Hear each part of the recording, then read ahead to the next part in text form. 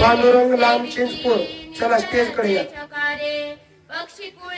पक्षी कुळे विचित्रे चोफेरे किलकिलिती.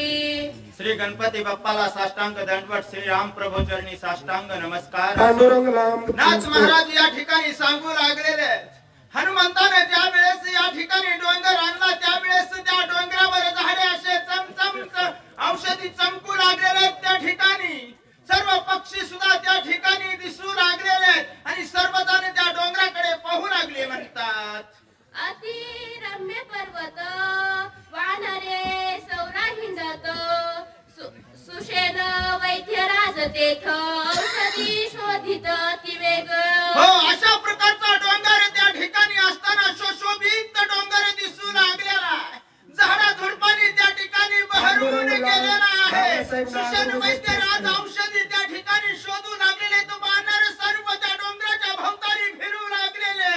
नाथ महाराज सांगतात समोरून या रघुनंदन पर्वत पाहया सावधान झाले औषधीचे दर्शन वैद्य सुषण हरिखत. हो, प्रभू रामचंद्र सर्व वानर सुद्धा त्या डोंगराकडे त्या ठिकाणी आले. त्या औषधींचं दर्शन त्या ठिकाणी झालं. म्हणतात राम नामे सत्वर उपटोनी औषधी संभार करिकी नामाचा गजर वानर भार चालिला. हो, त्या ठिकाणी सर्व वानर सैन्य राम नामाचा गजारी करू लागले.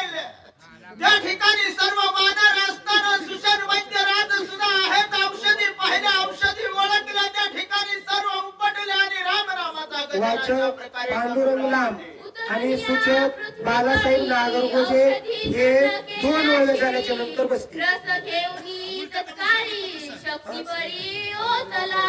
हो, आणि त्या ठिकाणी औषधी तशा प्रकारे घेतल्याच्या नंतर ज्या ठिकाणी लक्ष्मणाला शक्ती लागली होती, सर्वजण त्या ठिकाणी औषधी घेऊन आले आणि औषधीची प्रक्रिया करू लागले. म्हणतात रस घालिता तस्वर सावध नव्हते सौमित्र सुषण झाला चित्तातुर काही विचारस पुरेना.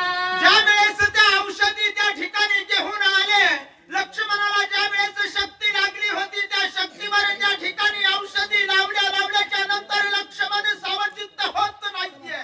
सुषण वैद्य राजाला चिंता पडली. त्या ठिकाणी